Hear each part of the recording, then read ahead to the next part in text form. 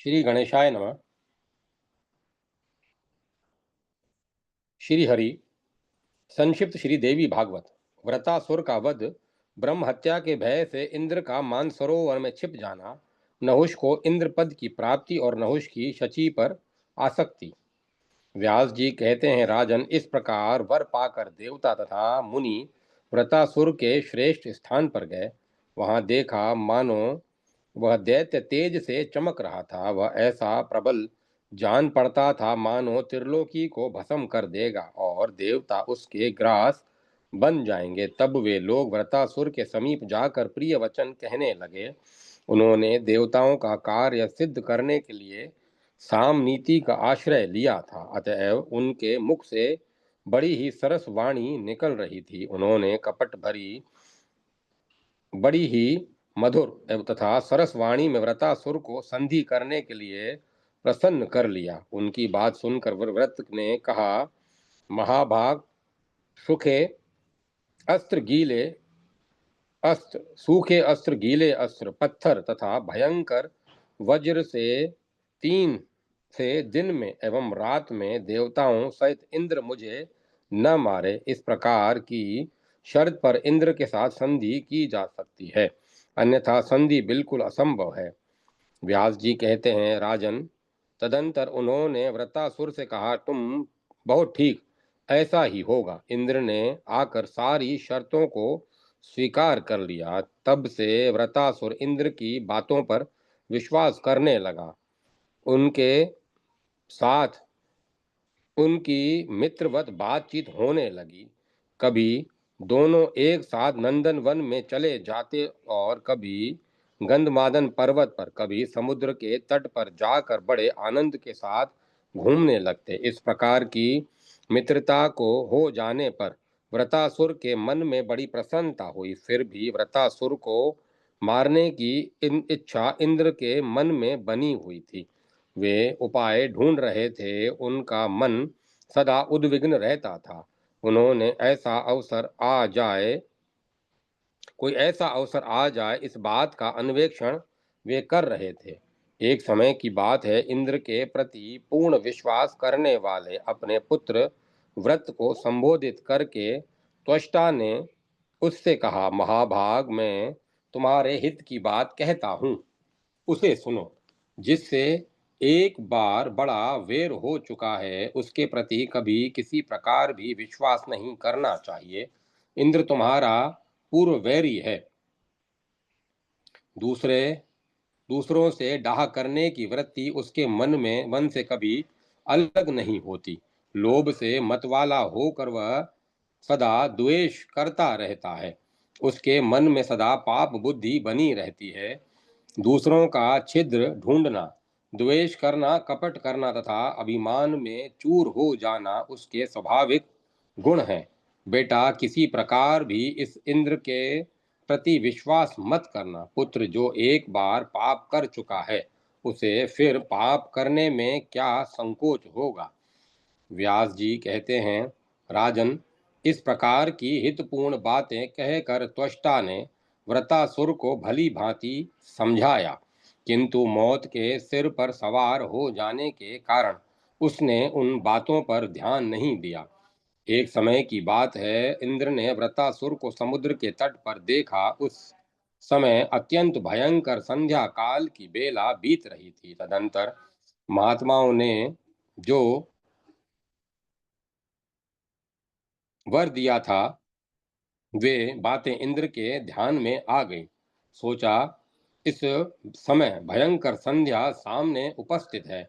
इसे न रात माना जाता है और न दिन ही। अब इसी अवसर पर इस शत्रु को बल प्रयोग करके मार डालना चाहिए। यह बात बिल्कुल ठीक जच रही है।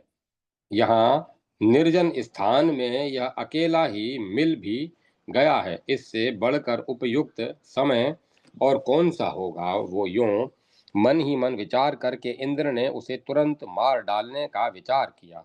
परंतु उनके मन में इस प्रकार की चिंता उठने लगी कि इस शत्रु को मैं कैसे मारूं, क्योंकि यह अजय है।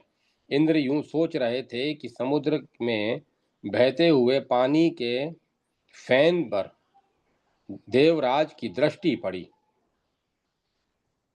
मानो पर्वत का टुकड़ा हो। सोचा, यह फैन न सूखा है और न गीला ही, इसे अस्त्र भी नहीं कहा जा सकता। फिर तो कौतूहलवश इंद्र ने उस फैन को हाथ में उठा लिया। साथ ही अपार श्रद्धा प्रकट करते हुए उन्होंने परमा शक्ति भगवती को ध्यान का लक्ष्य बनाया। चिंतन करते हुए भगवती वहां पधारी और उन्होंने उस फैन में अपना अंश स्थापित कर दिया। भगवान विष्णु तो वज्र में प्रवेश कर ही चुके थे। उस सम वज्र को फैन से ढक दिया गया। इंद्र ने ऐसे फैन युक्त वज्र को व्रत पर फेंका। उसके लगते ही वज्र से कटे हुए पर्वत की भांति वह दानव एकाएक जमीन पर गिर पड़ा और उसी क्षण उसके प्राण पलायन कर गए। अब इंद्र के आनंद की सीमा न रही। शत्रु का नाश हो जाने पर इंद्र ने बड़ी प्रसन्नता के साथ देवताओं को एकत्रित किया और वे उन भगवती जगदम्बा की आराधना में संलग्न हो गए, जिनकी कृपा से शत्रु को मारने की सफलता प्राप्त की थी। अनेक प्रकार के स्तोत्रों का उच्चारण करके वे देवी को प्रसन्न करने लगे। पद्मराग मणि से भगवती की मूर्ति बनाई, उसे अपने दिव्य उपवन में स्थापित कराया और उसी में उन पराशक्ति की भावना करके देवी को प्रसन्न करने का सुअवसर प्राप्त किया।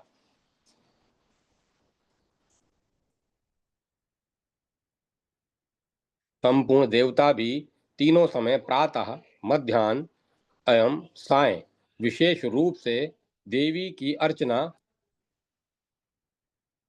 करते थे।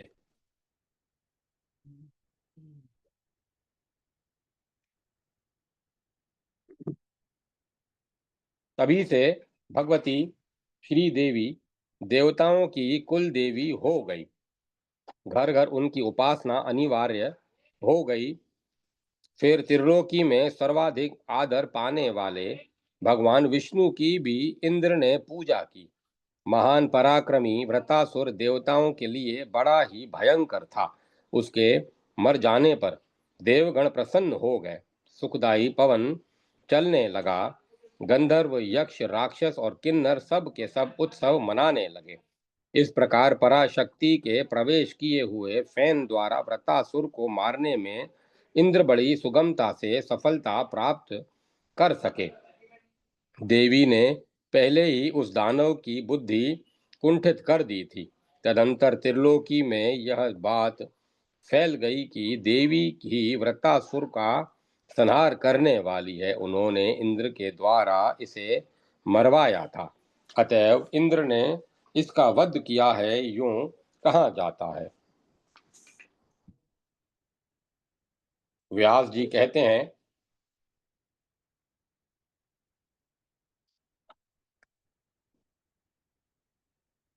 राजन, वृत्तासुर की जीवन लीला तो समाप्त हो गई, पर व्रत वध की हत्या के भय से इंद्र अत्यंत घबराए हुए अमरावती सिधारे।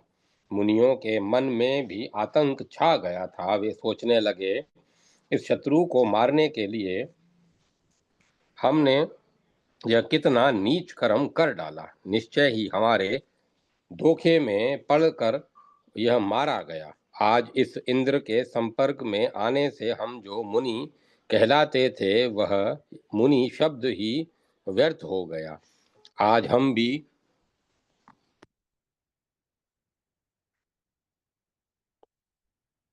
आज हम भी विश्वासघाती बन गए। पाप को पैदा करने वाली तथा अनर्थों की जननी इस ममता को धिक्कार है। पापियों को परामर्श देने वाला, बुद्धि देने वाला, प्रेरित करने वाला और समर्थन करने वाला भी पाप का भागी होता ही है। धर्म, अर्थ, काम और मोक्ष, इन चार पदार्थों में धर्म एवं मोक्ष ये दो ही सार पदार्थ हैं, सो नष्ट हो गए। इस प्रकार की मानसिक चिंता से अत्यंत संतप्त होकर वे मुनि लोग भी अपने आश्रम पर चले गए। उनके मुख पर उदासी छा गई थी। भारत, इंद्र ने मेरे पुत्र व्रत को मार डाला है, यह अप्रिय समाचार सुनकर त्वष्टा रो पड़े। दुख से उनका हृदय संतप्त हो उठा। वे बार बार शोक प्रकट करने लगे। फिर अत्यंत शोकाकुल होकर जहाँ व्रत की लाश थी वहां गए, उसे देखा और उसके पारलौकिक संस्कार की व्यवस्था विधिवत संपन्न की। उन्होंने जल में पेंट कर स्नान किया, तिलांजलि दी और महान शोकाकुल होकर मित्रघाती पापात्मा इंद्र को शाप देने को तैयार हो गए। उन्होंने कहा, जिस प्रकार अनेक प्रतिज्ञाओं के प्रलोभन में डालकर इंद्र ने मेरे पुत्र का वध कर दिया है, वैसे ही यह भी महान दुख का भागी बने। यह ब्रह्म रेखा है, अर्थात इसे कोई टाल नहीं सकता। इंद्र को यूं शाप देकर अत्यंत संतप्त हुए त्वष्टा सुमेरु पर्वत के शिखर पर चले गए और वहीं रहकर उन्होंने महान दुष्कर तपस्या आरंभ कर दी। राजा जन्मेजय ने पूछा, पितामह, व्रत का वध करने के पश्चात इंद्र की क्या दशा हुई?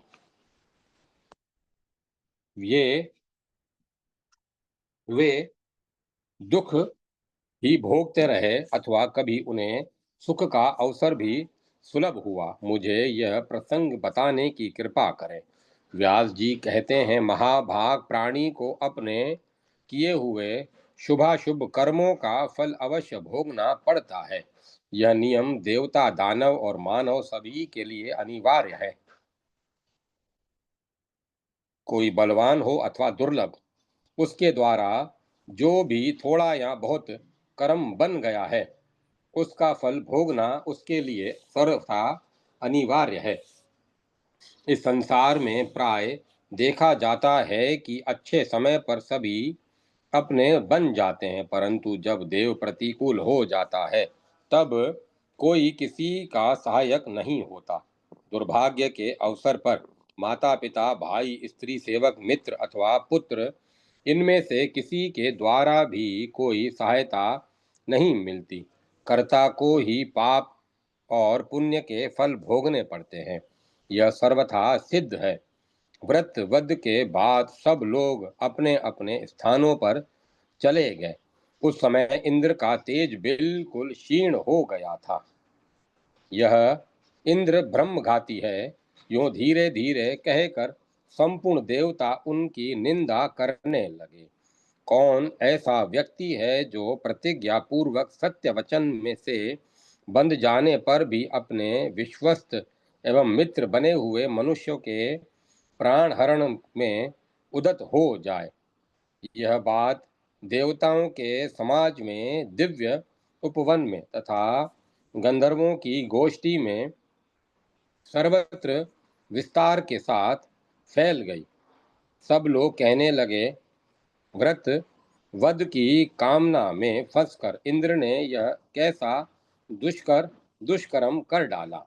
अपनी कीर्ति नष्ट करने वाली तरह तरह की बातें इंद्र भी सुनते रहे। जगत में जिसकी कीर्ति नष्ट हो गई, उस व्यक्ति के कुलसित जीवन को धिक्कार है। रास्ते में जाते हुए ऐसे व्यक्ति को देखकर शत्रु हंस पड़ते हैं। इंद्रधुमन राजऋषि माने जाते थे। उन्होंने कुछ भी पाप नहीं किया था, किंतु कीर्ति नष्ट हो जाने के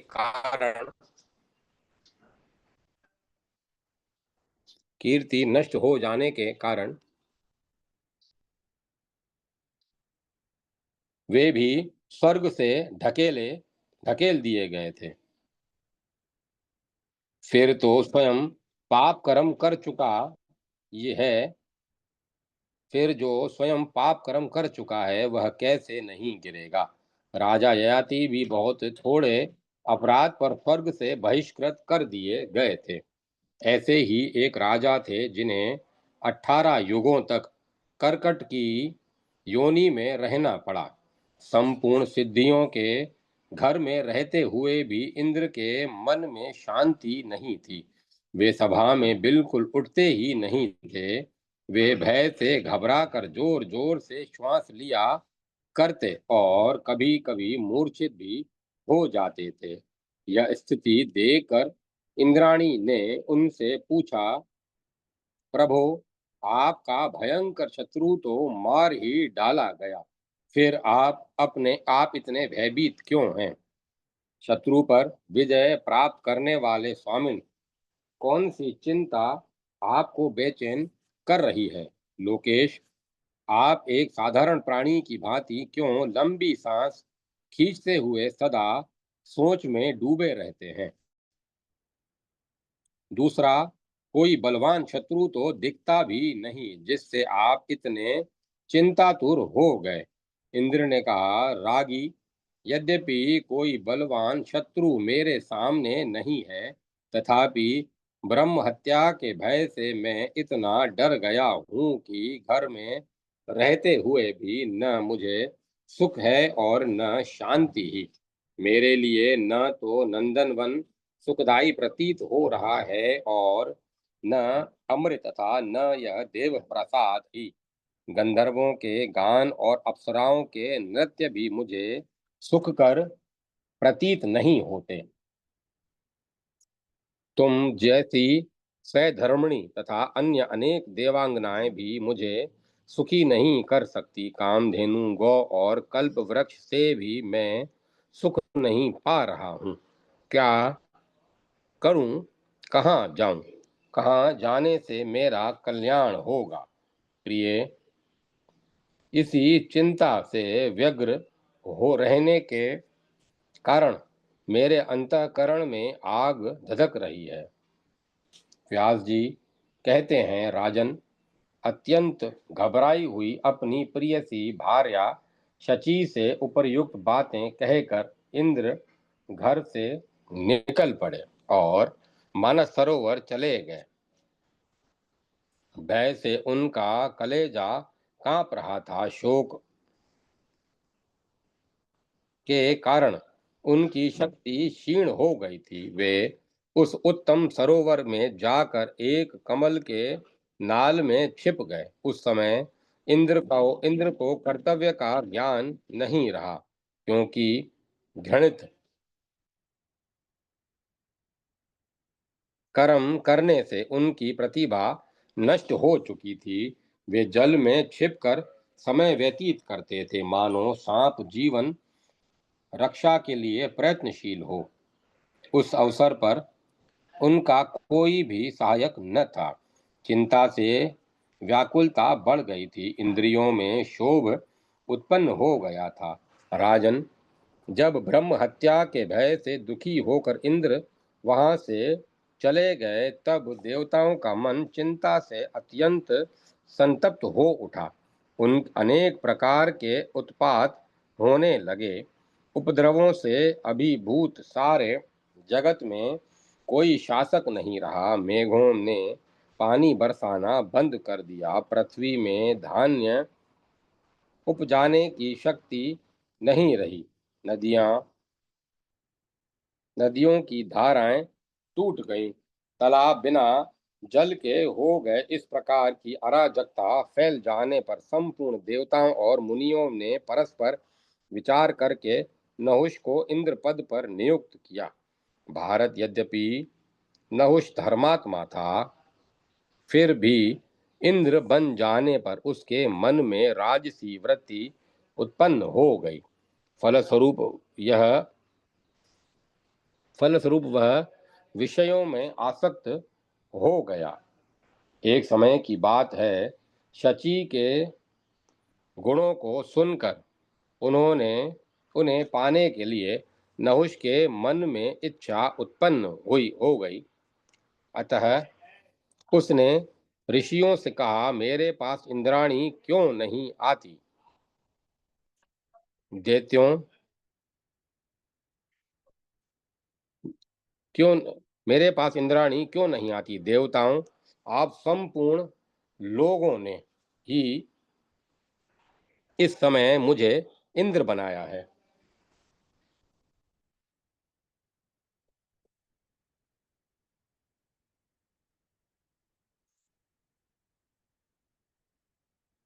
अतः मेरी सेवा करने के लिए शची को भी यहाँ भेज दें। इस अवसर पर देवताओं और मुनियों को सम्यक प्रकार से मेरा प्रिय कार्य करना चाहिए, क्योंकि मैं उनका इंद्र हूँ। संपूर्ण लोक पर मेरा शासन है। अतएव मुझे प्रसन्न करने के लिए शची शीघ्र ही मेरे महल में आ जाए। नहुष की यह दोषपूर्ण बात सुनकर देवताओं और ऋषियों के मन में चिंता के कारण घबराहट उत्पन्न हो गई। वे इंद्राणी के पास गए और मस्तक झुकाकर कहने लगे, इंद्राणी जी, दुरात्मा नहुष अब आपको पाने की इच्छा प्रकट कर रहा है। उसने कुपित होकर हमसे यह वचन कहा है कि शची को यहाँ भेज दो।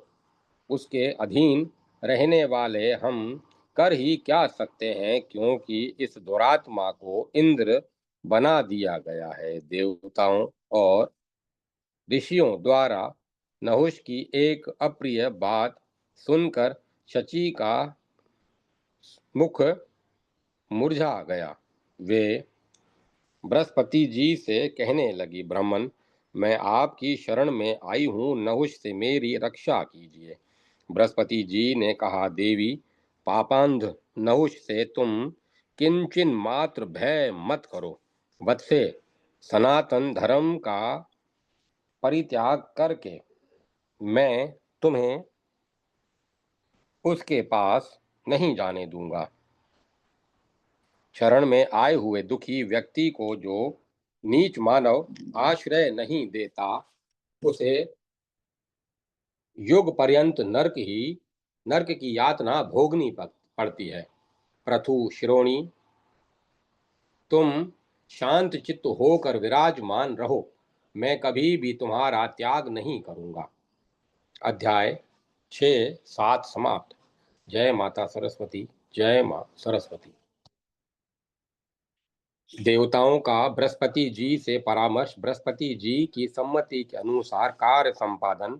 इंद्राणी पर देवी की कृपा। नहुष का मुनियों की पालकी पर सवार होना और मुनि के शाप से नहुष का पतन तथा उसे सर्प योनि की प्राप्ति। व्यास जी कहते हैं, राजन, तदंतर नहुष ने सुना कि शची बृहस्पति जी की शरण में चली गई है, तब वह उनके ऊपर भी झल्ला उठा। उसने देवताओं से कहा, यह बिल्कुल निश्चित है कि मेरे साथ बृहस्पति का वध होकर रहेगा। मेरे हाथ बृहस्पति का वध होकर रहेगा, कारण मैंने सुना है इस मूर्ख ने अपने घर में शची को सुरक्षित रहने की व्यवस्था कर रखी है। उस समय नहुष की आकृति महान भयंकर हो गई थी। वह क्रोध से जल उठा था। उनकी ऐसी स्थिति देखकर देवता और ऋषि साम नीति का प्रयोग करते हुए नहुष से कहने लगे, राजेंद्र प्रभु, तुम क्रोध दूर करो। यह खोटी बुद्धि सर्वथा त्याज्य है। पराई स्त्री के साथ प्रेम करने की धर्म शास्त्रों में घोर निंदा की गई है। शची परम पतिव्रता है, उनका आचरण बड़ा ही पवित्र है। राजन, इस समय तुम्हें त्रिलोकी का राज्य सुलभ है। तुम बड़े धार्मिक राजा हो। यदि तुम जैसा नरेश धर्म से विचलित हो जाएगा, तो निश्चय है कि प्रजा नष्ट भ्रष्ट हो जाएगी। राजा को चाहिए कि सम्यक प्रकार से सदाचार का पालन करे। राजेंद्र, जब पति पत्नी दोनों में समान प्रेम होता है, तभी दोनों अत्यंत सुखी होते हैं। अतएव देवेंद्र, तुम्हारे मन में पराई स्त्री से मिलने की जो इच्छा उत्पन्न हुई है, उसे त्याग दो। श्रेष्ठ आचरण का पालन करो, क्योंकि इस समय तुम एक महान श्रेष्ठ पद पर प्रतिष्ठित हो। राजन, पाप कर्म करने से संपत्ति क्षीण होती है और पुण्य करने से बढ़ती है। इसीलिए नीच कर्म का परित्याग करके तुम्हें सात्विक बुद्धि का आश्रय लेना चाहिए। नहुष ने कहा, देवताओं, शची मेरे पास आ जाए, ऐसा करने से तुम्हारी तो बड़ी भलाई होगी ही, वह भी परम सुखी हो जाएगी। ऐसा न होगा तो मेरी अशांति का शमन नहीं हो सकता। यह मैं तुम्हारे सामने बिल्कुल सच्ची बातें कह रहा हूँ। विनय अथवा बल, किसी भी उपाय का प्रयोग करके तुम अति शीघ्र शची को यहाँ लाने का प्रयत्न करो। उस समय नहुष आतुर हो गया था। उसका उसकी यह बात सुनकर अत्यंत भयभीत हुए देवताओं और मुनियों ने उनसे कहा, ठीक है, शांति पूर्वक इंद्राणी को हम तुम्हारे पास ले आएंगे। यूं कहकर वे देवता और मुनि बृहस्पति जी के आश्रम पर गए और उन्होंने सब बातें उनको सुना दी। व्यास जी कहते हैं, देवताओं की बात सुनकर बृहस्पति जी ने उन्हें उत्तर दिया, परम साध्वी शची मेरे यहाँ शरणार्थी बनकर आई है, मैं इनका त्याग नहीं करूंगा। एक उपाय है, एक बार शची राजा नहुष के सामने जाए और उससे कहे कि मैं तुम्हारी सेवा अवश्य करूंगी, परंतु पहले यह पता लगा लूं कि मेरे पति जीवित तो नहीं है। संभव है मेरे पति देव इंद्र जीवित हों। ऐसी स्थिति में मैं दूसरे को कैसे स्वामी बना सकती हूँ। अतः उन महाभाग को खोजने के लिए एक बार मेरे लिए वापस लौटना आवश्यक है। इंद्राणी को चाहिए कि इस प्रकार कहकर नहुष को धोखे में डाल दे। फिर जैसा मैं बताऊं वैसा उसके अनुसार पति देव को ले आने का प्रयत्न करना चाहिए।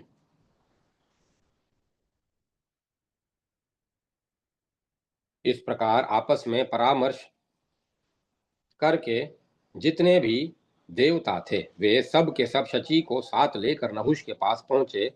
जब उस बनावटी इंद्र नहुष ने देखा कि देवता आ गए और साथ में शची भी है, तब उसके हर्ष की सीमा न रही। वह ठहाका मारकर हंसा और शची से कहने लगा, प्रिय चारु लोचने, इस समय मैं इंद्र के पद पर प्रतिष्ठित हूँ।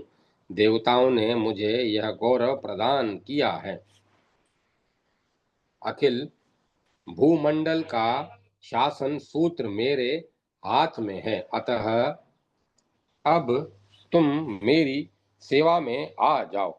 नहुष के यूं कहने पर इंद्राणी के शरीर में कपकपी छूट गई। उसका हृदय आतंकित हो गया। फिर संभल कर वे उसे कहने लगी, देवेश्वर के पद पर शोभा पाने वाले नरेश, आपसे मैं एक अभिलषित वर की याचना करती हूँ। उस समय तक आप प्रतीक्षा करें जब तक कि मैं यह निर्णय न कर लूं कि मेरे पति इंद्र जीवित हैं या नहीं, क्योंकि इस बात का संदेह मेरे मन में बना हुआ है। अभी तक मुझे ठीक ठीक पता ही नहीं कि उनका मरण हो गया अथवा वे कहीं चले गए। शची ने जब इस प्रकार नहुष से कहा तब उसके मुख पर प्रसन्नता छा गई। बहुत ठीक है, ऐसा ही हो, कहकर बड़े उत्साह के साथ नहुष ने शची देवी को वहां से जाने की आज्ञा दे दी। उससे छुटकारा पाने पर इंद्राणी तुरंत देवताओं के पास